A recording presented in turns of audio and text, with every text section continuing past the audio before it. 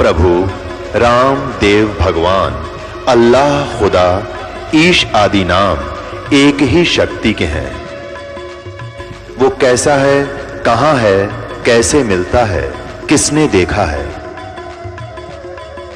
ये प्रश्नवाचक चिन्ह पूर्ण रूप से हटाने के लिए अवश्य सुनिए जगत गुरु तत्वदर्शी संत रामपाल जी महाराज के अमृत वचन, सर्व पवित्र धर्मों के पवित्र शास्त्रों के आधार पर।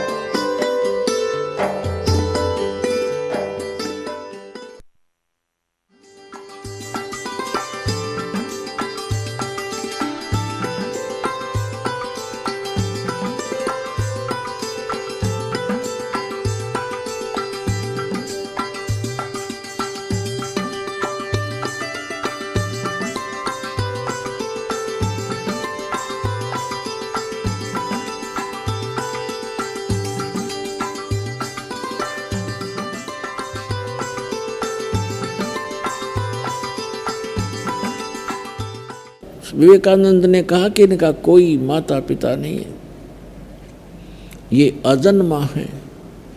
तब परमात्मा ने कहा कि मैंने एक शिव पुराण की कथा कर रहा था, एक ब्राह्मण, और मैं सुन रहा था श्रीमद् देवी भागवत यानी देवी पुराण के तीसरे स्कंद में सचित्र मोटा टाइप, ये दास अब आपको वर्तमान के हिसाब से बताएगा। परमात्मा ने जो बताया था वो अपने हिसाब से बताया था।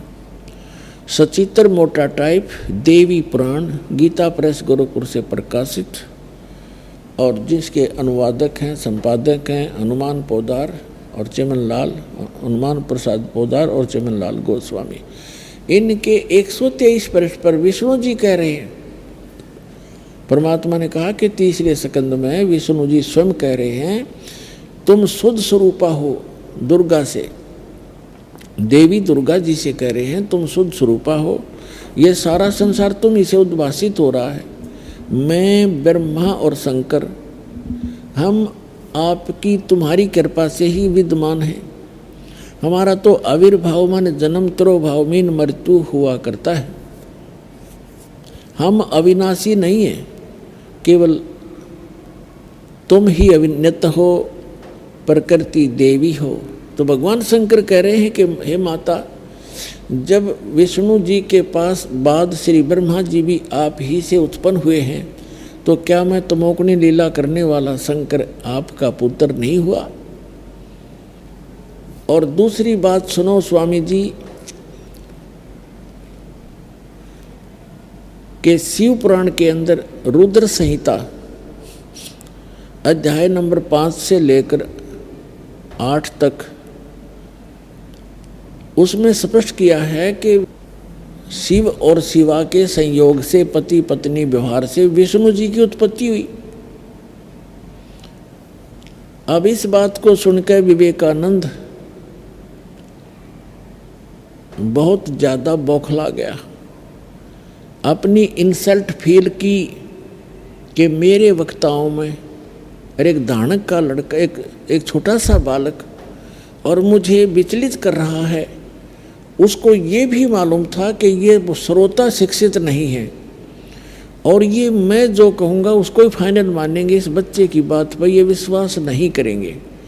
फिर भी उसने अपनी इंसल्ट किसी ना किसी तरीके से महसूस की, और जिसके कारण उस परमात्मा से पूछा, बालक से, बालक वेशधारी परमात्मा से कहा कि ए बालक, आपने ये ज्ञान कैसे प्राप्त हुआ? आप कैसे जान सकते हो सदग्रंथों को? क्या आपने कोई गुरु बना रखा है? परमात्मा ने कहा कि हाँ जी, मैंने गुरु बना रखा है। विवेकानंद जी ने पूछा, आपका गुरु कौन है? कि जो आपका गुरु जी है वही मेरे गुरु जी हैं। विवेकानंद जी ने प्रश्न किया, आप किस जाति से हो? परमात्मा बोल नहीं पाए, उससे पहले वहाँ श्रोताओं ने कहा कि ये तो उस नीरू जुल्हे का पुत्र है, और ये जहाँ जाता है वहाँ ऐसे ही सबके सामने टांग अड़ाता है। तब विवेकानंद ने अपने अज्ञान को छुपाने के लिए विषय बदल दिया और कहा, देखो रे लोगों, ये कितना झूठा है। ये धानक जुल्हे का पुत्र और मेरे पूज्य गुरुदेव जी को गुरु बता रहा है।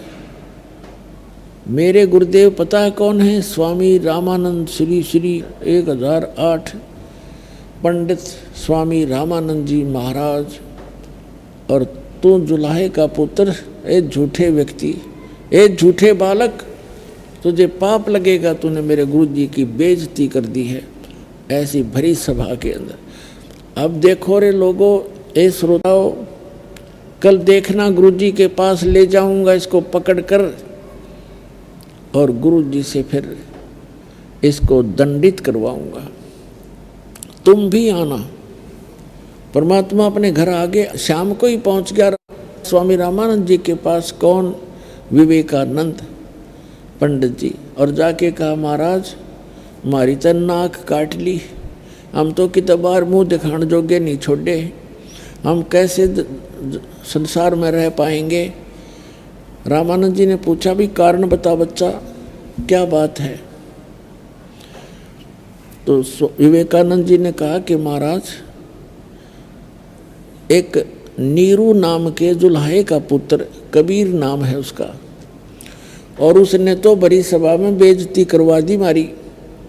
उसने कहा कि मैंने स्वामी रामानंद जी से दीक्षा ले रखी है, लंबा सा तिलक लगा रखा अपने की तरह। हे गुरुदेव, अब हम कैसे संसार में रह पाएंगे, हमारी तो इज्जत का नाश हो गया। तो रामानंद जी बहुत दुखी हुए, कहने लगे, वो झूठा है, मैंने किसी जुल्हे के बालक को नाम दीक्षा नहीं दी, और कल लाओ उसको पकड़ के। तो विवेकानंद 7-8 और लठैतों को लेकर गया, बदमाश गुंडों को, और पहुंच गया वहाँ जुल्हों की कॉलोनी में। वहाँ जाके पूछने लगा कि यहाँ नीरू की झोंपड़ी कौन सी है। उसी कॉलोनी के कुछ व्यक्ति और पुरुष और औरतों ने उनके आव भाव से जान लिया कि ये ठीक नीयत से नहीं आए हैं और नीरू की झोंपड़ी पूछ रहे हैं। तो उनमें से एक दो ने जाके, स्त्री पुरुष ने पहले ही आगाह कर दिया उस नीमा को कि आज कुछ व्यक्ति अच्छी नीयत से नहीं आए हुए हैं कॉलोनी में, और आपका घर पूछ रहे हैं, हाथ में लठ ले रखे हैं। तो नीमा के मन में उसी समय आ गया कि ये कबीर है जो बच्चा, ये इन ब्राह्मणों को छेड़छाड़ करता ही रहता है, और मैंने इसको बहुत समझा लिया, ये मानता नहीं। तो परमात्मा सोए हुए थे, वो तो सुबह सुबह पहुंच गए। नीमा ने उस बच्चे बालक भगवान को उठाया और कहा, बेटा तूने किसको क्या कह दिया? कुछ ऐसे निकम्मे व्यक्ति एक ब्राह्मण के साथ आए हुए हैं, तो बेटा ऐसे कर, झोंपड़ी के पीछे छुप जा, मैं तेरे ऊपर कुछ कपड़े वपड़े गुदड़ ये से पुराने जराने डाल दूंगी, तो बोलिए मत बेटा। तो ऐसे नीमा ने परमात्मा को पीछे ले जाके झोंपड़ी के वहाँ लिटा दिया, उसके ऊपर ऐसे पुराने फटे कपड़े और कोई ऐसा डाल दिया जैसे महसूस ना हो कि यहाँ बालक छुपा है। तब तक वो आ गए वहाँ पर विवेकानंद और उसके सारे साजंदे, और कहने लगे, तेरा बेटा कहाँ है, उसको बाहर निकाल। तो हाथ जोड़ करके नीमा कहने लगी, मेरे बच्चे ने क्या कोई कसूर कर दिया, कोई गलती कर दी, मैं धमका दूंगी, खुरका दूंगी, आगे नहीं करेगा ब्राह्मण। वो माना नहीं, निकाल उसको बाहर, गुरु जी के पास ले जाएंगे, उसके वहाँ सजा दिलाएंगे। अब वो मना करती रही, वो अंदर घुस गए वो मस्टंडे, और उस विवेकानंद के आदेशानुसार के पकड़ के ले आओ उसको। अंदर गए झोंपड़ी में, चारपाई थी, कुछ वो उठा पटक कर दी सारी, देख ढूंढने के लिए। और माई हाथ जोड़कर गिड़गिड़ा रही है कि मेरा बच्चे ने क्या गलती कर दी, मैं समझा दूंगी। परमात्मा ने सोचा ये माँ को दुखी गना करेंगे। झोंपड़ी से बाहर से आवाज लगाई, सब कपड़े हटाकर खड़ा हो गए और कहा, विवेकानंद, ए पंडित जी, मैं झोंपड़ी के पीछे खड़ा हूं। अब वो भाग करके पीछे गए, परमात्मा को पकड़ लाए बाजू से। अब माँ की ममता थी, क्योंकि बच्चा जो साथ रहा बचपन छोटा सा लाई थी उठा के, उसमें मोह विशेष बन गया था और बच्चे को छुड़वाने के लिए उनके हाथ पकड़ लिए दोनों और बच्चे को सीने से लगा रही है, छोड़ दो मेरे बालक को, छोड़ दो मेरे बच्चे को। उन मस्टंडों ने लठ मारे उस माई के हाथों पर और जब पीट पीट कर अचेत कर दिया तब उसने उनके हाथ छोड़े। इस शोर शराबे को सुनकर नीरू भी भागा आया। उसने भी बच्चे को छुड़वाने और कारण जानने की कोशिश की, उसको भी पीट डाला और जबरदस्ती ले गए। जैसा कि आप जी को सचित्र मोटा टाइप देवी पुराण के आपको छठे सकंद 414 पृष्ठ पे बताया। व्यास जी ने बताया जन्मे जी को कि हे राजन, जो सतयुग त्रेता द्वापर में राक्षस समझे जाते थे, ऐसे तो कलयुग के ब्राह्मण हैं। इनका दया नाम की चीज नहीं, ज्ञान इनके पास नहीं, झूठ बोलना, फरेब छल कपट करना इनका मूल उद्देश्य बन गया। तो वो उन्होंने साबित कर दिया। कुछ देर के बाद दोनों होश में आए। नगर कॉलोनी के लोगों ने उठाकर उनको घर पर डाला। दोनों दर्द के कारण कर्रा रहे हैं और कबीर कबीर कर रहे हैं। उधर से परमात्मा को ले जाकर के स्वामी रामानंद जी की झोंपड़ी के सामने खड़ा कर दिया और भी श्रोता बहुत इकट्ठे दर्शक आ गए थे, क्योंकि विवेकानंद ने अपनी इज्जत बरकरार रखनी थी और ये सिद्ध करके कि ये झूठा है, इसने झूठ बोली है कि स्वामी रामानंद जी से इसने दीक्षा ले रखी। विषय बदल ही चुका था वो। अब रामानंद जी ने तो कह के बुलाया था कि कल सुबह ले आना, वो भी इंतजार में थे। अब रामानंद जी ने अपनी झोपड़ी के कुटिया के सामने एक पर्दा टांग रखा था। झोपड़ी के अंदर रामानंद जी बैठे थे। अभी तक उसने अपनी भक्ति साधना जो प्रतिदिन नित्य नियम सुबह का करते थे वो नहीं किया था। और विवेकानंद जी ने जाकर आवाज लगाई, गुरुदेव, ये नीरू का बालक आ गया है, ये वो झूठा कपटी व्यक्ति आ गया है। अब रामानंद जी पूछ रहे हैं कि तू कौन है, तेरा क्या नाम है, मुझे बताइए। अब गरीबदास जी ने अपनी अमृतवाणी में चित्रण किया है, जैसे तुलसीदास जी ने रामायण को अपने मधुर वचनों में कैसे लिपिबद्ध किया, ऐसे ही परमेश्वर से परिचित होकर आदरणीय गरीबदास साहिब जी ने परमात्मा के इस ज्ञान को, परमात्मा की इस लीला को कैसे चित्रार्थ किया है, सुनिएगा। आडा पर्दा लाए कर रामानंद बूझनते, दास गरीब कुलंग छवि वो अदर ढाक को दंते। गरीबदास जी कह रहे हैं कि झोंपड़ी के कुटिया के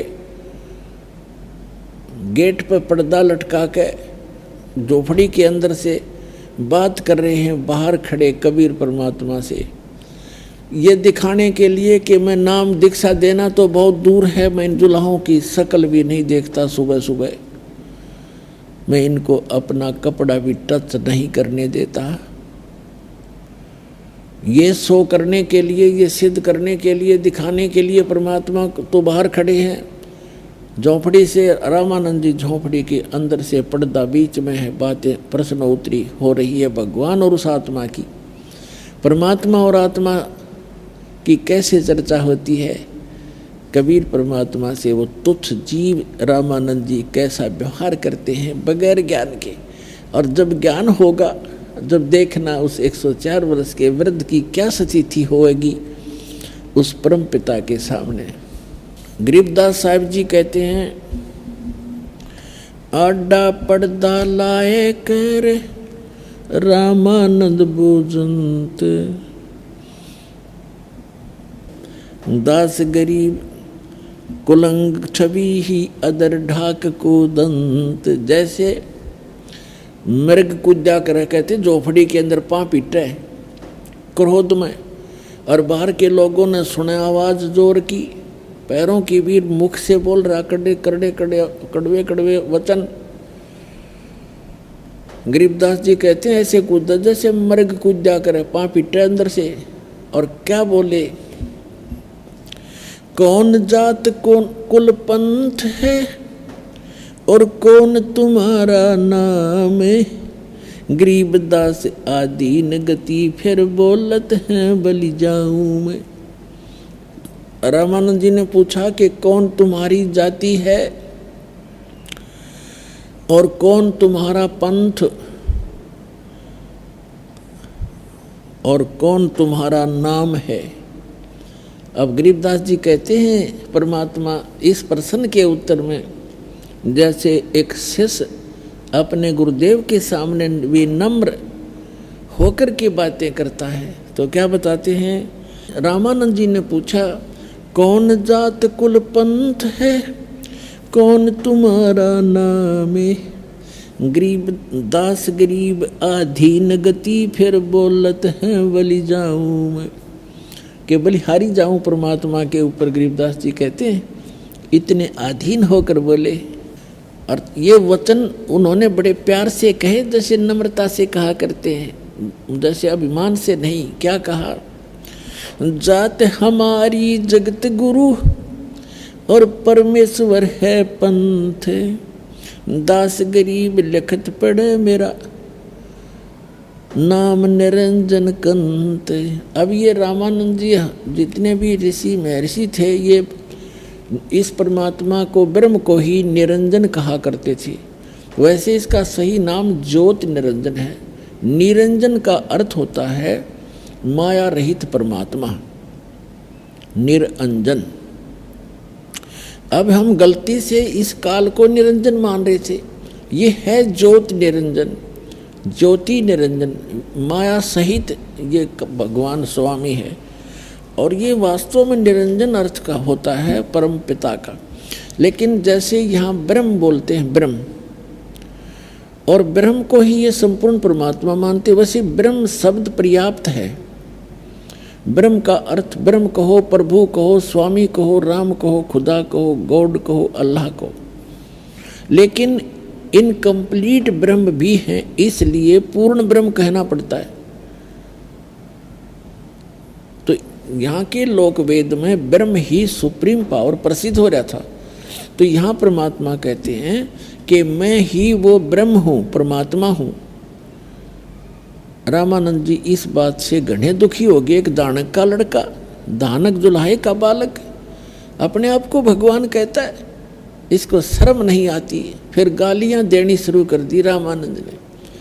अब परमात्मा क्या बताते हैं, जात हमारी जगत गुरु परमेश्वर है पंथ, दास गरीब लिखत पढ़े मेरा नाम निरंजन कंत। कंत माने मालिक, पति, दुल्हा। मैं सारी सृष्टि का स्वामी हूँ, सारी सृष्टि का पति हूँ, वो निरंजन हूँ। और मेरी जाति पूछते हो तो मैं जगत गुरु हूँ, सारी सृष्टि को ज्ञान देने के लिए अब आया हूँ। और मेरा पंथ पूछते हो, जैसे कोई विष्णु पंथी है, यानी विष्णु जी के ही मार्ग को, उसकी विधि को बताने वाला, उसकी भक्ति विधि, उसके ज्ञान से परिचित। कोई शंकर पंथी है, शिव का उपासक।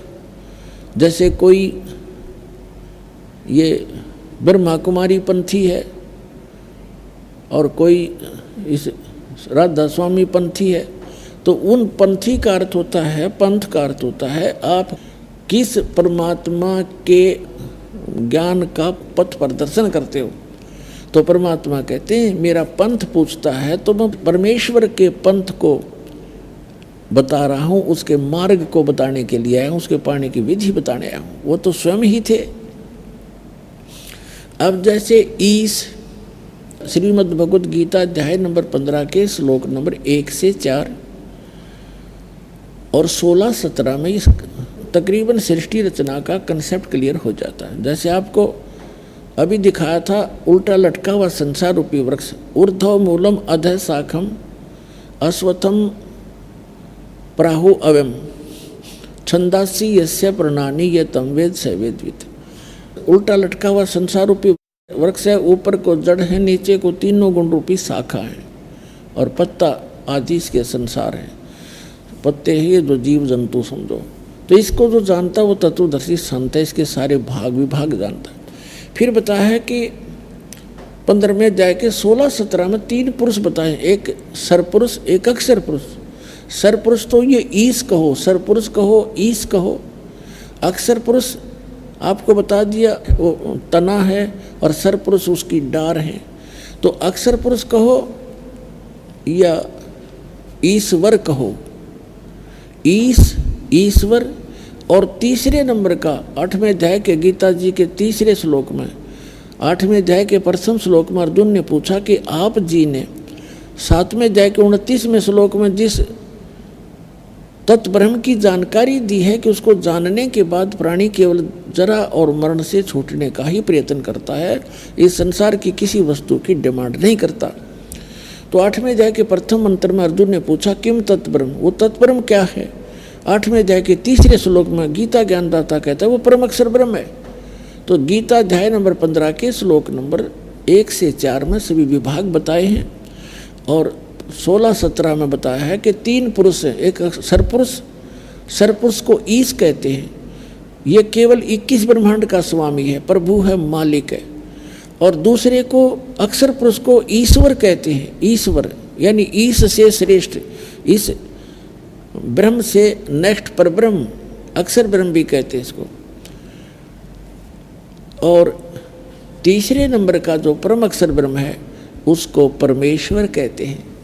ईश ईश्वर यानी इस ईश से श्रेष्ठ और परमेश्वर उस ईश्वर से भी श्रेष्ठ, परम श्रेष्ठ, ईश्वर से भी परम यानी परमेश्वर, वो तीसरे नंबर का यानी ओवरऑल कंट्रोलर। तो परमात्मा अपने को छुपाकर अपनी महिमा आप ही बता रहे हैं कि जाति हमारी जगत गुरु और परमेश्वर है पंथ, दास गरीब लिखत पढ़ो मेरा नाम निरंजन कंत। अब रामानंद जी घने दुखी हो गए इस बात से, अज्ञानता के कारण कि छोटा सा बालक धानक का, एक दुल्हाई का बालक और अपने आप को भगवान बताता है। तो गुस्से आकर गालियां मंड गए, गालियां लगे देने, रे बालक सुन दुर्बुद्धि घटमट तन आकारे, दास गरीब दर्द लगा जब हो बोले सृजनहारे। मालिक ने अपने आप को मालिक कह दिया, सृजनहार कह दिया। तो रामानंद जी के कहते दर्द लगा, दुख हुआ उस बात का। और क्या बोले, रे बालक सुन दुर्बुद्धि, ए मंदबुद्धि के व्यक्ति, तेरा घटमट तन आकार। अब देखो हमारी बुद्धि कितनी कमजोर थी। ये दास विष्णु जी का उपासक था, श्री कृष्ण और श्री राम हमारे पक्के भगवान थे और भगवान शंकर भी आदरणीय थे।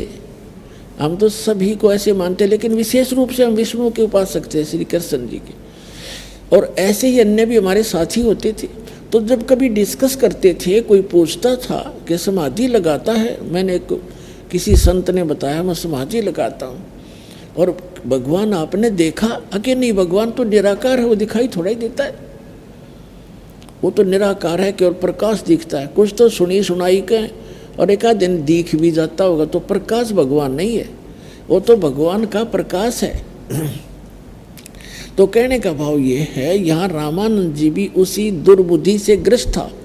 वो कह रहा है कि तू अपने आप को भगवान कहता है, भगवान दिखाई थोड़ा देता, वो तो निराकार है, उसका तन शरीर थोड़ा ही है। ऐसी बिरानवाटी हो रही थी, ऐसी दुर्बुद्धि थी हमारी ज्ञान की।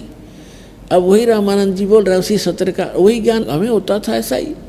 तो क्या कहते हैं, रे बालक सुन दुर्बुद्धि घटमट तन आकारे, गरीब दास दर्द लग्या हो बोले सिरजनहार। ए दुर्बुद्धि बालक, तेरा शरीर दिखाई देता है, तेरा आकार है, तो अपने आप को भगवान कहता है। तो गरीबदास जी कहते हैं रामानंद जी का इस बात का घना दुख हुआ, भगवान ने अपने आप को भगवान कह दिया। तुम मोमन के पालेवा जुल्हे के घर बासे, दास गरीब अज्ञान गति एता दृढ़ विश्वास। और कॉन्फिडेंस से बोल रहे भगवान कि तुम मोमन के पालवा, तो एक मुसलमान के घर तेरी परवरिश हो रही है, यानी बहुत अच्छी बुद्धि से संबोधित कर रहे हैं रामानंद जी, ये जानकर कि तू एक धानक और मुसलमान के घर में तू पल रहा है और तेरा जुल्हे के घर निवास है और अपने आप को तू भगवान बताता है।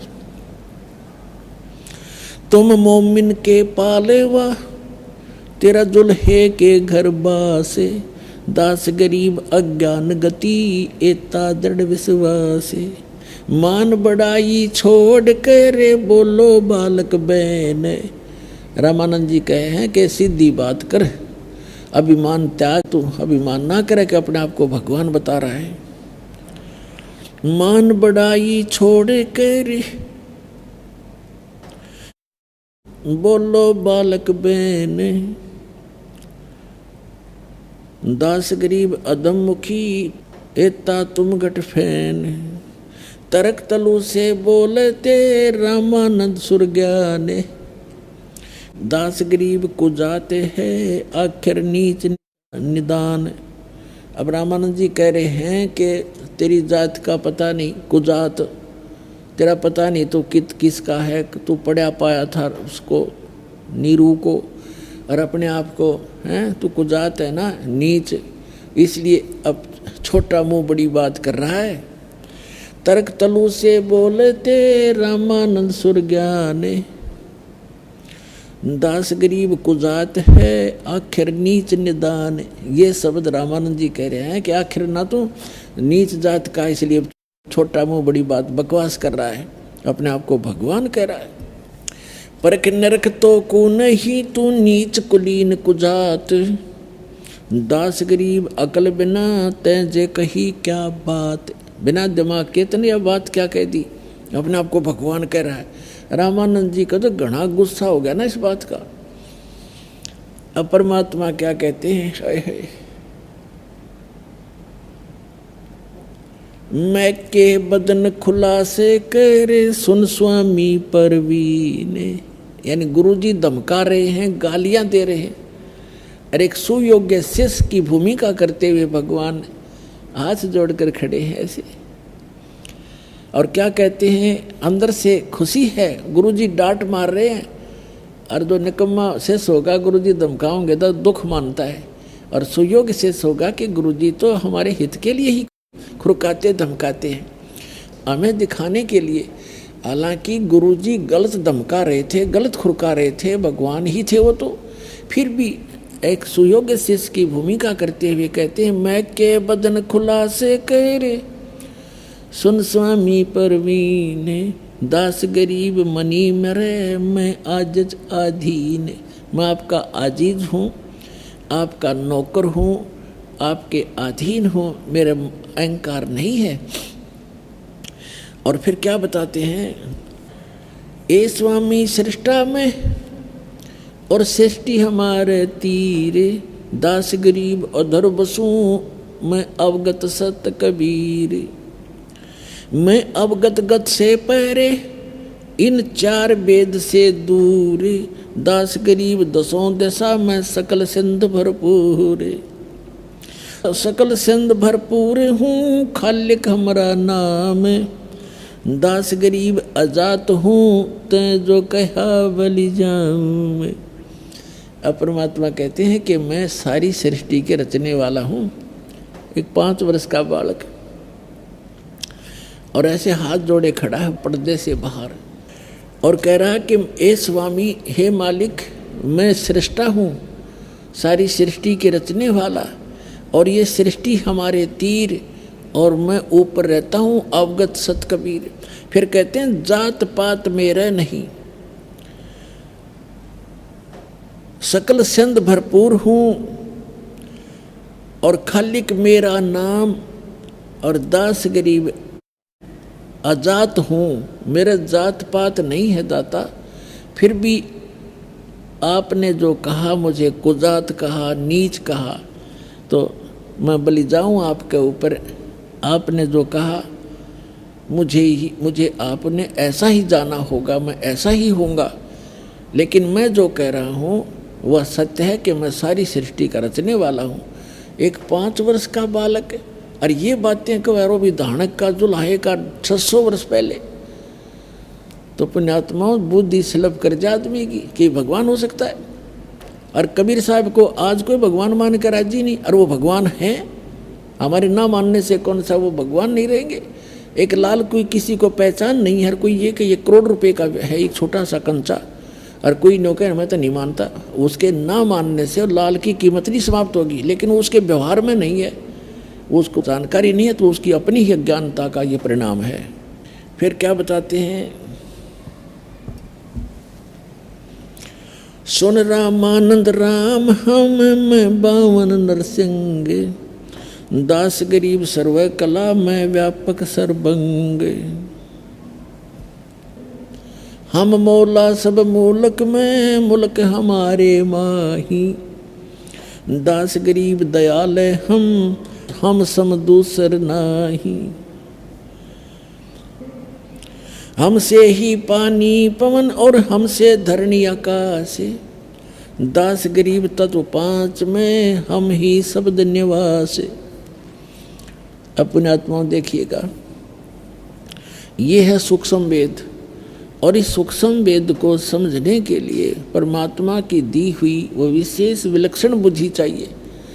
अब यहाँ क्या बताते हैं परमात्मा कि मैं सब में व्यापक हूँ। कैसे हूँ कि जैसे 5 तत्वों के अंदर आकाश का गुण है वो सब में व्यापक है। 5 गुण हैं, शब्द स्पर्श रूप रस गंध। ये 5 जैसे 5 तत्व हैं, और इनके 5 के 5 ही गुण हैं, जैसे आकाश, वायु, अग्नि, पृथ्वी और जल। ये ऐसे है, तरतीब वाइज है। तो यहाँ क्या बताया है कि जैसे आकाश का गुण है शब्द, अब जैसे इस पूरे ब्रह्मांड को परमात्मा ने एक आकाश से ऐसे बंद कर रखा। यदि ये आकाश से बंद ना कर रखा हो, चारों तरफ से कति बिल्कुल बंद ना कर रखा हो, तो हम एक दूसरे की आवाज़ नहीं सुन सकते। यहाँ शब्द काम नहीं कर सकता। जैसे किसी स्पीकर का पर्दा फट जाता तो फुसर फुसर करेगा, वो आवाज़ नहीं रहती। तो उसके बाद जो आकाश का गुण है शब्द, और वायु का गुण है स्पर्श, जैसे हवा लगती है ठंडी और गर्म, और अग्नि का गुण है रूप, जैसे अग्नि बकड़ बकड़ बलती है, और पृथ्वी का गुण है गंध। अब जैसे शब्द जो है आकाश का गुण है, और वायु जब चलती है उसमें सरसर की आवाज़ आती है, तो उसमें वायु के अंदर भी उस शब्द का गुण विद्यमान है, यानी शब्द उसमें कंस्टेंट है, अभिन्न नहीं है। ऐसे अग्नि जलती है तो बकड़ बकड़ की आवाज़ आती है, तो उसमें शब्द साथ है, शब्द का गुण उसके अंदर साथ है। और पृथ्वी का डला जैसे उठाकर हम पटकते हैं, उसकी आवाज़ आती है, पृथ्वी के उस साथ भी शब्द का साथ है, उसमें भी विद्यमान है वहाँ पर भी। और वापस जल को ऊपर से डालते हैं, तड़ तड़ की आवाज़ आती है, तो उसमें भी शब्द साथ है। तो कहने का भाव ये है परमात्मा कबीर साहब का कि मैं ऊपर रहता हूँ, लेकिन मेरी शक्ति पूरे ब्रह्मांडों में जैसे आकाश सभी में व्यापक है, शब्द सब में व्यापक है आकाश का गुण, ऐसे सब में मेरी शक्ति साथ विद्यमान है। और उस मेरी शक्ति से ही सब ब्रह्मांड और सब ये जीव क्रियावान है। परमात्मा ये समझाना चाहते, क्या कहते हैं, हमसे पानी पवन है, हमसे धरणी आकाश है, गरीबदास तत्व पांच में हम ही शब्द निवास। जैसे पांचों तत्वों के अंदर शब्द कांस्टेंट है, साथ है, अभिन्न है, ऐसे मैं रहता ऊपर हूँ, मेरी शक्ति सब में विद्यमान है। वो बिल्कुल भी किसी कोई प्राणी या कोई कण मेरी शक्ति से बचा नहीं है। अब रामानंद जी ने सोचा कि ये बालक बात तो बड़ी बड़ी कर रहा है, इसको थोड़ी सी बाद में बात करूँगा, अपनी पूजा कर लेता हूँ जो शेष रहती थी। रामानंद जी क्या करते थे, पर्दा लगा ही रखा था। परमात्मा को कहा कि बैठा दो इस बालक को, यहीं बैठ जा 5-10 मिनट, मैं अपनी थोड़ी पूजा कर लेता हूँ, फिर इससे बात करूँगा बाहर आकर के। अब उसने अपनी पूजा क्या करता था रामानंद जी, एक भगवान विष्णु का शालिग्राम बना रखा था, मूर्ति पत्थर की, और वो सभी जितने उनके शिष्य थे वो मूर्ति की पूजा करते थे, शालिग्राम की पूजा करते थे। भगवान विष्णु के सभी कपड़े मूर्ति के उतारते थे और मुकुट भी रख देते थे आदर से। एक माला जो गले में होती थी, एक तुलसी के मनिए की कंठी बोलते, वो भी डालते थे, तो सभी उतार दी जाती थी। फिर भगवान को स्नान किया जाता है, तो वो मानसिक पूजा करता था। उस पत्थर की मूर्ति अवश्य रखी थी उसने, लेकिन वो मानसिक सेवा किया करता था, जैसे कल्पना करता था, जैसे एक वैसे करते हैं, एक तो सौपन होता है, वो तो मानसिक समझो, एक वैसे प्रैक्टिकल करते हैं वो, तो वो मानसिक सेवा किया करता था कि मानसिक से पूजा का ज़्यादा लाभ होता है। तो वो क्या करता था, जैसे कल्पना करता था, प्रतिदिन का अभ्यास था कि जैसे नंगे पैरों गया गंगा पर, सौंपने की तरह कल्पना करा, गंगा का ऊपर से मटका भर के लाया रामानंद जी, वहाँ रखा, भगवान की मूर्ति उतारी कल्पना से और उसको परात यानी अच्छे पात्र में रखा, नहाया, खूब साफ सूफ किए, उनके कपड़े धोकर सुखा दिए और नए कपड़े जो धोकर सुखा रखे थे वो धोती बांध दी, ऊपर परमात्मा के जो है मुकुट रख दिया, तिलक चालक लगा दिया। उस दिन गलती से जो कंठी होती थी एक मनके की, जो भगवान का माला डालते हैं, और एक बैजंती माला भी काल्पनिक बनाते हैं, वो भी डालते हैं भगवान के गले में, बैजंती माला छोटी सी। तो उस दिन क्या हुआ, वो माला डालनी भूल गया, मुकुट रख दिया, तिलक लगा दिया, सब कपड़े पहना दिए। अब अगर माला नहीं डाली गले में तो पूजा अधूरी, तो पूजा खंडित, इनकम्प्लीट रहेगी। और उस दिन मुकुट रखने के बाद मुकुट उतारा नहीं जाता, मुकुट उतार दिया तो पूजा खंडित। अब रामानंद जी ने सोचा, कल्पना से आगे पर्दा लगा है, कोई मूर्ति सामने है नहीं, केवल मन से सोच विचार कर रहा है कि मुकुट के ऊपर से माला डालनी चाहिए, जैसे सौपन होता है। वह माला मुकुट में फंस गई, मुकुट नीचे से चौड़ा था, आगे नहीं जा सकी। तो रामानंद जी बड़े चिंतित हुए, माला हाथ में लिए, जैसे कल्पना कर रहे हैं, हाथ में लेकर चिंतित हैं और कोस रहे हैं अपने आप को कि आज मेरे से कौन सी गलती बन गई, अपने जीवन में प्रथम बार आज मेरी पूजा खंडित हुई है। हे भगवान, मुझसे कौन सी गलती बन गई, आज मेरा क्या होगा। आजीवन मैंने इतनी सतर्कता से साधना की, आज मेरा कौन सा पाप आगे अड़ गया। तो परमात्मा कबीर जी बाहर खड़े कह रहे हैं कि ए स्वामी जी, इस माला की गांठ खोल लो, धागे की गांठ खोल लो, गांठ खोल कर फिर गले में डाल कर फिर गांठ लगा दो। ये मुकुट उतारना नहीं पड़ेगा आपको। अब रामानंद जी सिर घूम गया कि ना कोई सामने मूर्ति है, मैं केवल मन से सोच कल्पना कर रहा हूँ, सोच रहा हूँ, आगे पर्दा लगा है और ये बालक बाहर से मेरे मन की बात बता रहा है। अपुण्यात्माओं, ब्राह्मण सोए जो ब्रह्म पहचाने, ब्राह्मण पंडित उसको कहते जो भगवान पहचान ले। और लोक लाज ने तोड़ कर एक लवा धर दे। अब देखो पुणात्माओं, जिनको भगवान पाना है वो लोक लाज नहीं करते, संसार को नहीं देखते।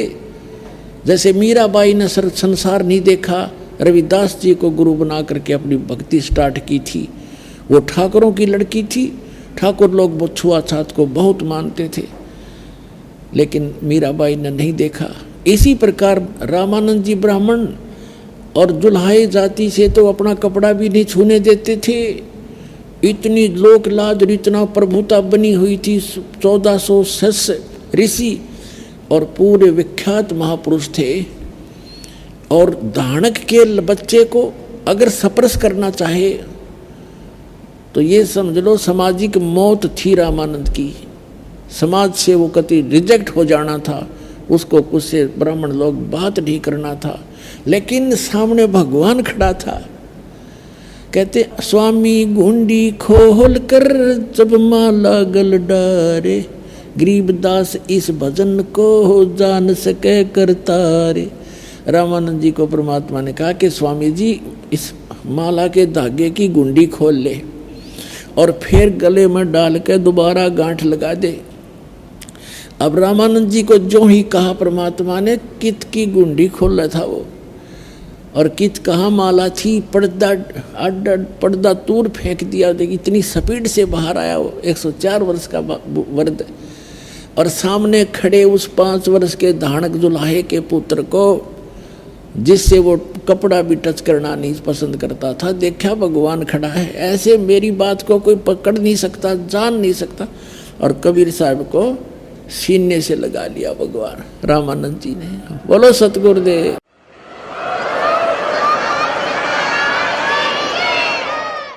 कहते हैं वक्त पड़े सौदा करे और बाढ़ में पड़ो यू ज्ञान। सामने भगवान खड़ा जिसके लिए भटक रहा है, 104 साल खो दिए, घर त्याग दिया, और आज भगवान सामने खड़ा, फिर वो समाज ने देखेगा तो धिक्कार ऐसे भगत को और ऐसी भक्ति को, वो भक्त नहीं है। अब रामानंद जी ने जो ही परमात्मा को अपने सीने से लगा तो ऐसा शरीर भगवान का जैसे रुई होती है।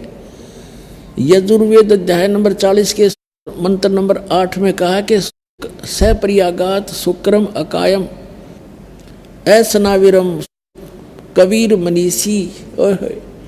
वो परमात्मा कबीर जो यहाँ आते हैं विद्वान रूप में, यानी जगत गुरु रूप में, तत्वदर्शी संत के रूप में, वो परमात्मा वैसे सबसे पहला देहधारी है। और उसका शरीर शुक्रम कायम है। उसका शुक्रम माने माता पिता के बीज से बना हुआ, वो शुक्र से बना हुआ हमारे जैसा 5 तत्व का शरीर नहीं है जो माता पिता के बीज से बनता है। तो कहते हैं वो शुक्रम कायम ऐसा विरम, उसके शरीर में नाड़ी नहीं है, हार्ड हुड नहीं है उसके अंदर। तो वो ऐसा शरीर है भगवान का। इसलिए परमात्मा कहते हैं मैं विधेयी हूँ। धर्मदास जी ने कहा था, हे परमात्मा आपके शरीर दिखाई देता है और आप अपने आप को विधेयी कहते हो। तो भगवान ने कहा था कि नरक परख कर देख धर्मदास, तुम सा तन नहीं मोर, मेरा तन तुम्हारे जैसा नहीं है, इसलिए मैं विलक्षण देही है मेरी, इसलिए मैं विधेय हूँ।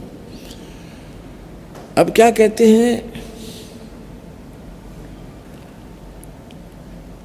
अब परमात्मा ने जो ही रामानंद जी ने कहा कि ये तो दीक्षा तुम दी मान ली मन मोरे, ये तो दीक्षा तुम दी ये मान ली मन मोरे, गरीबदास तुम कोमल पुरुष हमरा बदन कठोरे। क्या बताते हैं कि आपने, क्योंकि बुद्धिमान थे, विद्वान थे, ब्राह्मण थे, संकेत समझ गए कि मेरी फड़क निकाल दी, मेरे मन का जो बंक था, मेरी जो मरोड़ थी, जो मेरे अंदर अहंकार था, वो मेरा चकनाचूर करना था इस महापुरुष परमात्मा ने। तो ये समझ गया कि जो ते शिक्षा मुझ दी वो मान ली मन मोर। के रामानंद जी समझ गए कि ये दुल्हा रूप में प्रगट भगवान, और मेरे अंदर अभिमान भरा था जाति और मजहब का, मेरा वो अहंकार मिटाने के लिए आज इसने ये लीला की है कि कहते जो शिक्षा तुमने मुझे दी मान ली मन मोर। मैं समझ गया कि आपने मेरे लिए ये मेरी आप मरोड़ काट दी, क्योंकि सीने से एक धानक के बालक को लगा रखा है, सारा ब्राह्मण समाज बैठा और थू थू कर रहे हैं। ये बुढ़ापे में इसका क्या दिमाग चल गया रामानंद जी का, एक धानक के बालक को सीने का लगा रहा। लेकिन वो ब्राह्मण था, उसने ब्रह्म पहचान लिया, वो भगवान पहचान लिया कि तो भगवान खड़ा है, तो बाढ़ में जाओ संसार एक तरफ, या तो संसार भी साथ आ जाएगा, ना तो वो अपना राज्य अपना भगवान, जो वस्तु चाहिए थी वो मिल गई। तो क्या कहते हैं, अब रामानंद जी कहते हैं जो दीक्षा तुम मोहे दी मान ली मनोर। अरे गरीबदास तुम कोमल पुरुष, आपका तो शरीर रुई जैसा है और हमरा बदन कठोर। फिर क्या बताते हैं, मन की पूजा तुम लखी ये मुकुट माल परवेश, गरीबदास गति कौन लख तेरा कौन वर्ण को बेखे।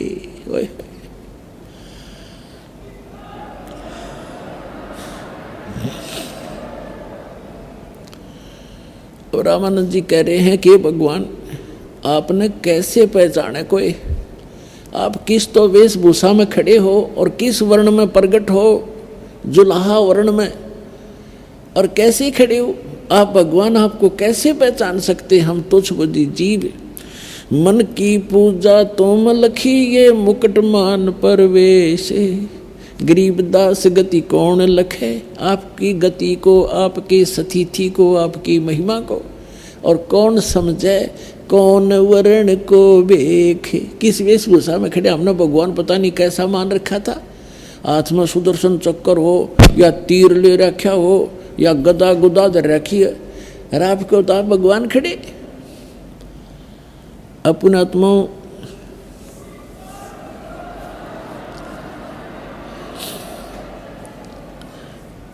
ये भूल हमारे वर्षों से पड़ी हुई है, युगों से। अब ये भूल इसी समय में मिटनी है, अगर किसी की मिट जाता है, और अभी मोक्ष होना है। ये इस कलयुग का ये पीक टाइम है, प्राइम टाइम है। अपने आत्माओं समझो भगवान को, सदग्रंथ अपने पास है, ऐसे इंस्ट्रूमेंट आपके पास हैं, और दास आपके पास है, भगवान का भेजा हुआ तत्वदर्शी संत, और complete worship of God, complete भगवान की कंप्लीट वर्शिप दास के पास उपलब्ध है।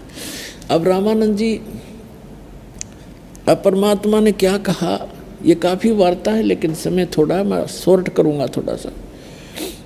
अब ये सारा कुछ हो गया, वो जितने वहाँ बैठे थे सिरफरे उठ कर चले गए ब्राह्मण, जितने नकली थे, असली ब्राह्मण रह गया भगवान के पास।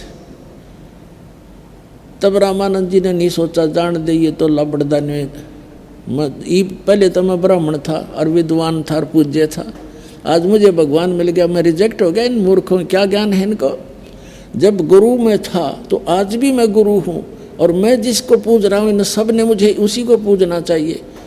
लेकिन वो तो काल का जाल है, वह सब खिसक गए तो खिसक गए।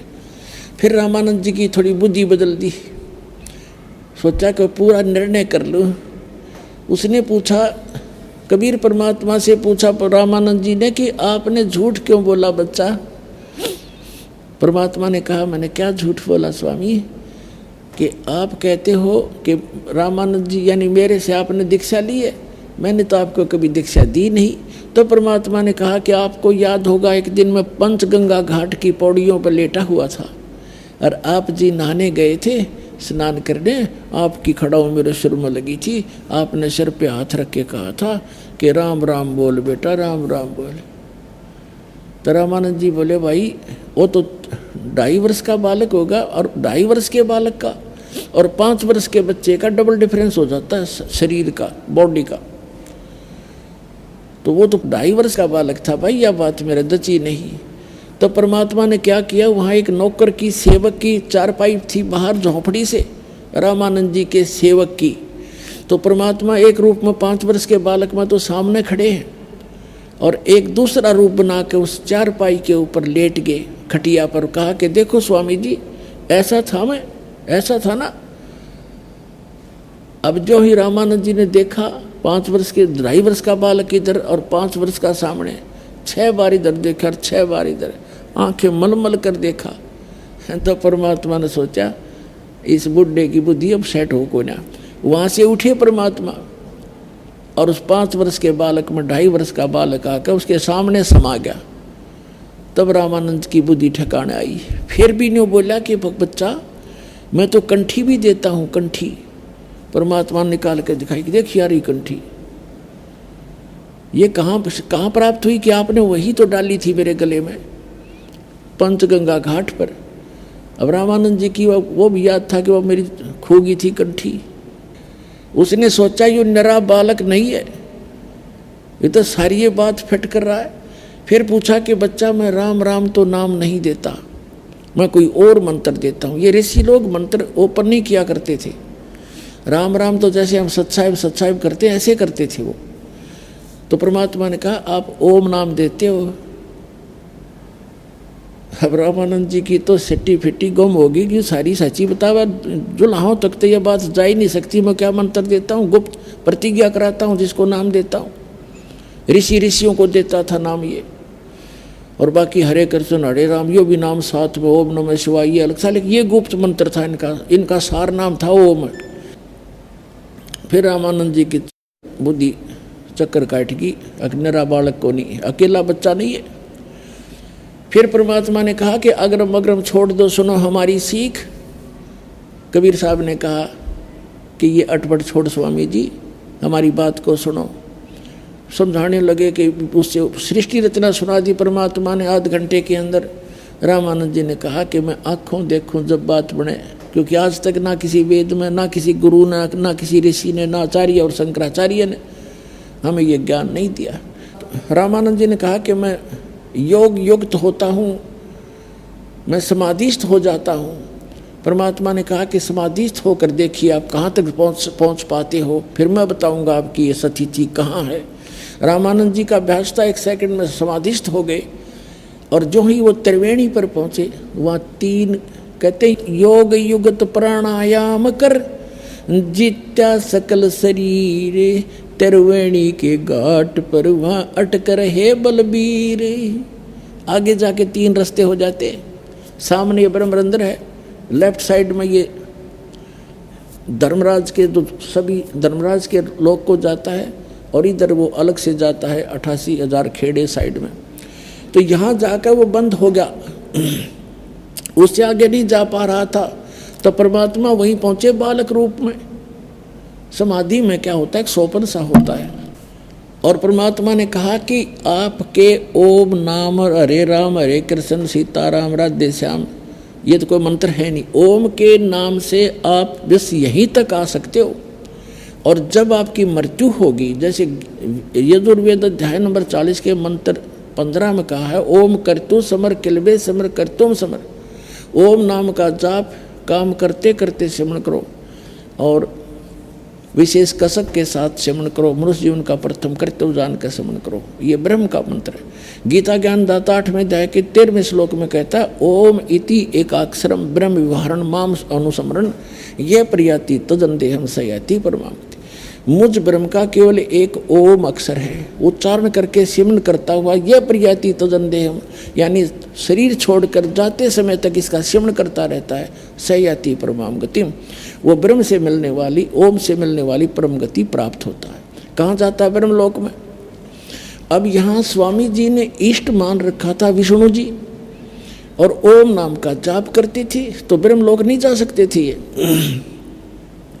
तो उन्होंने बताया कि आप जी अंतिम सांस तक ये मंत्र करते रहोगे, तब क्या आपकी मृत्यु के बाद आप यहाँ आओगे इस त्रिवेणी पे। ये 3 रास्ते हैं, तो इस रास्ते यहाँ आकर के आप मृत्यु के बाद इस रास्ते जाओगे, इस रास्ते पर।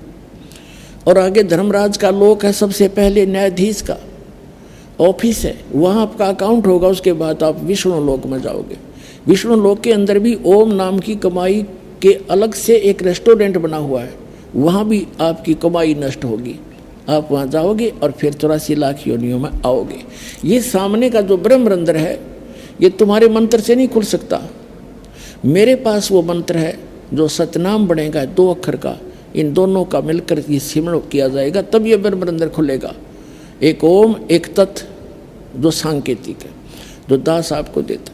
तो परमात्मा ने कहा कि देखो मैं सुमन करता हूँ अपने सतनाम का।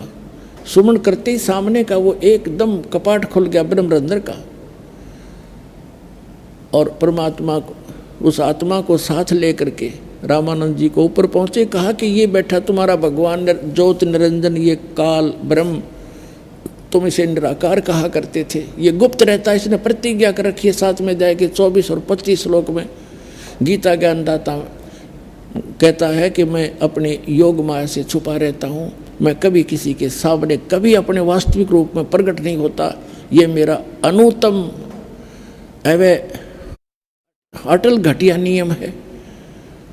ये बैठा, फिर परमात्मा ने वो 11वां द्वार पार किया, जो परब्रह्म यानी उस अक्षर पुरुष के ब्रह्मांडों में प्रवेश करते हैं, 11वां द्वार। उससे आगे जाकर फिर उस परब्रह्म के अक्षर पुरुष के 7 संग ब्रह्मांडों को पार करके फिर 12वां द्वार है। 12वां द्वार पार करके भंवर गुफा पार करके जब सतलोक आता है, तो परमात्मा ऊपर के लोक में ले गए, और वहाँ जाकर देखा जो एक सिंहासन के ऊपर राजा के समान परमात्मा बैठे हैं, सिर पे मुकुट है, गल में माला है, सुंदर शरीर है, करोड़ सूर्य मिला दे करोड़ चंद्रमा, ऐसा उनका एक रोमकूप की शोभा है। तो कबीर साहब नीचे से गए, वहाँ चवर उठा करके सिंहासन पर विराजमान उस परमात्मा तेजो में रूप वाले शरीर वाले भगवान पर चवर करने लगे। रामानंद जी ने सोचा कि ये भगवान है जो तख्त पर बैठा, सिंहासन पर बैठा, और ये कबीर तो यहाँ का कोई गण है, यहाँ का कोई देव है। इतने में वो तेजो में शरीर खड़ा हुआ, सिंहासन से उठा और हाथ जोड़े कि भगवान बैठो, सिंहासन विराजमान करो, आपका सिंहासन है। और कबीर साहब उसके ऊपर उछल कर बैठे, बालक जैसे उछला करे।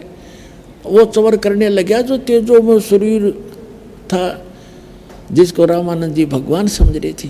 अब रामानंद जी सोच रहे थे कि भगवान, आप इस बालक, ये कबीर बालक और ये भगवान, ये क्या चक्कर है, ये चवर कर रहा है।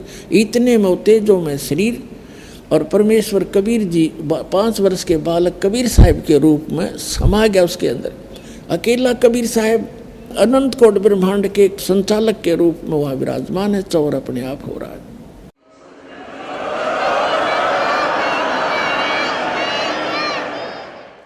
और परमात्मा का वो बालक रूप इतना तेजों में हो गया जैसे करोड़ सूर्य करोड़ चंद्रमा मिला दे एक रोम के अंदर। तब परमात्मा ने कहा कि स्वामी जी, ए स्वामी सृष्टा में और सृष्टि हमारे तीर, दास गरीब अधर बसु, मैं यहाँ रहता हूँ अवगत सत कबीर। अब रामानंद जी तो चरणों में गिर गया, हे भगवान हम नहीं पहचान सकते आपको, और आप सचमुच आप भगवान हो। परमात्मा ने कहा कि वापस जाओ। अब जो ही वापस भेजा तो एकदम नीचे आया रामानंद जी, समाधि टूट गई उसकी, एकदम सामने देखा और सामने वो बालक फिर बैठा, 104 साल का बूढ़ा वृद्ध, और परमात्मा के चरणों में गिर गया और कहा, क्या कहते हैं, तावा चित चक्रित भया और देखा फजल दरबारे, गरीबदास से जदा किया हम पाए दीदारे। तुम स्वामी में बाल बुद्धि, 104 साल का ब्राह्मण, 4 वेदों का ज्ञाता, 18 पुराणों को ज्ञाता, गीता जी का मर्मज ज्ञाता कहलाने वाला, और भगवान की कैख भी पता नहीं था। 104 साल का वृद्ध ब्राह्मण ऋषि और 5 वर्ष के बालक धानक जुलाहे के बेटे के चरना में पड़ के क्या कहता है, तुम स्वामी में बाल बुद्धि, आप मेरे मालिक, और मेरा ज्ञान तो एक बालक जैसी बुद्धि वाला था। परमात्मा आपके ज्ञान और आपके वहाँ स्थान को देखने के बाद मुझे अकल आई। तुम स्वामी में बाल बुद्धि, ये भरम कर्म किया नासे, गरीबदास निज ब्रह्म तुम मेरा होगा दृढ़ विश्वास। निज ब्रह्म, एक तो ब्रह्म है, ये काल है, निज ब्रह्म असली भगवान तो आप हो, अब मुझे दृढ़ विश्वास हो गया। सुन बेसुन से तुम परे, उरे उर से हमरे तीरे, दास गरीब सर्वंग में तुम अवगत पुरुष कबीर। सुन बेसुन से परे हो और यहाँ भी आप बैठे हो, फिर क्या कहते हैं, कोटि कोटि सिजदा करे और कोटि कोटि प्रणामे, गरीबदास अनहद अधर हम पर से तव दामे। कोटि कोटि सिजदा किया, कोट कोट प्रणाम। ये भगवान सामने बैठा जिसने खोज रहा, सारा जीवन न्यौछावर जिसने कर रखा, और सामने जैसे सर्प न मणि पा जा, निर्धन न धन मिल जा, भूखे न भोजन मिल जा, ऐसी स्थिति थी रामानंद जी की होगी। और क्या कहते हैं, कोट कोट सजदा किया और कोटि कोटि प्रणाम। सिर पटक दिया महापुरुष ने, उस जिसकी खोज कर रहा था वो आप पे आ मिला। कोटि कोटि सजदा करे और कोट कोट प्रणाम, गरीबदास अनहद अधर, आपकी तो अनहद जिसकी कोई सीमा नहीं ऊपर, और हम पर से तव धाम, हमने आपका वो धाम, आपका वो स्थान देख लिया। बोलत रामानंद जी सुनो कबीर करतारे, गरीबदास सब रूप में तू ही बोलनहार। तेरी शक्ति से सब जीव बोल रहे हैं, चल रहे हैं, ब्रह्मांड घूम रहे हैं। तुम साहेब तुम संत हो, अब सतगुरु की पहचान बता रहे हैं। तुम साहेब तुम संत हो और तुम सतगुरु तुम हंस, गरीबदास तुम रूप बिना और न दूजा अंश। तुम ही परमात्मा हो साहेब, तुम साहेब तुम संत हो, यानी एक नेक व्यक्ति भी आप ही हो। अच्छे महापुरुष संत की जो भाषा है वो परिभाषा आप ही खरे उतरते हो। और तुम सतगुरु यानी सच्चे गुरु आप ही हो, सच्चा ज्ञान रखते हो। और तुम ही हंस यानी एक अच्छे भक्त हो, निर्विकार भक्त हो। हंस जो बुराइयों से हट जाता है, जैसे हंस एक पक्षी होता है बुगले जैसा। बुगला तो आम वस्तु खाता है, मच्छी खा जाओ, मेंढक खा जाओ, घोगे खा जाओ, सबको खा जाता। लेकिन हंस सरोवर पर केवल मोती खाता है, अड़ंगा नहीं खाता। तो हंस वो होता जो भक्त बीड़ी शराब तंबाकू रिश्वतखोरी बकवाद छोड़ देता है, तो उसको हंस कहते हैं कि वो विकारों से दूर होकर एक भक्त बन गया। तो कि एक सच्चा भक्त भी मालिक आप ही हो। तुम साहेब तुम संत हो, तुम सतगुरु तुम हंस, और गरीबदास तुम्हारे रूप बिना और न दूजा अंश। मैं भगता मुक्ता भया और किया कर्म कुंद नाश, और गरीबदास अवगत मिल गए या मिट गई मन की बांस। मेरे मन की भ्रमणा मिट गई, मुझे भगवान मिल गए अवगत, जिसको कोई नहीं जानता। दोहू ठोर है एक तू, बया एक से दो, गरीबदास हम कारणे तुम आए हो मगजो। दोहू ठोर है एक तू, ये भगवान ऊपर भी आप ही हो और यहाँ भी आप ही हो, और हम नीचों के लिए आप वहाँ से गति करके आए हो। ओए होए, अरे यही वेद प्रमाण देते हैं कि वो परमात्मा ऊपर रहता है, वहाँ से गति करके आता है और अच्छी आत्माओं को मिलता है। तो पुण्यात्माओं, आपका सौभाग्य है कि आप जी को परमात्मा का दिया हुआ वो यथार्थ ज्ञान और उनका बनाया हुआ ये सतगुरु आपको प्राप्त हुआ, और वही ज्ञान वही भक्ति जो भगवान बताने आए थे आज आपके सामने रूबरू हुई। सौभाग्य आपका, धन्य आपके माता पिता जिनसे जन्म हुआ। और कहते समझा है तो सिर दर पाऊं, बोर नहीं रे ऐसा दाव। कबीर साहब कहते हैं कि ये संसार समझदा ना ही कहंदा श्याम दोपहरे नू, और गरीबदास ये वक्त जाते रोग इस पैरे नू। ये समय जब हाथ से चूक गया और मोक्ष नहीं हुआ, सच्ची भक्ति कोई प्राणी मनुष्य नहीं करेगा इस प्राइम टाइम के अंदर, तो रोया करोगे इस समय को याद करके, मनुष्य जीवन हाथ से छूट जाएगा। तो इसलिए पुण्यात्माओं, अपना कल्याण करवाओ, औरों को भी समझाओ। जितना भी अधिक से अधिक जनता में ये ज्ञान फैलाओगे, आपको भी भला होगा, समाज भी सुधर जाएगा, सबके दुख दूर होंगे, सबको परमात्मा मिलेगा, पूरा विश्व पार हो जाएगा। बोलो सतगुरुदेव।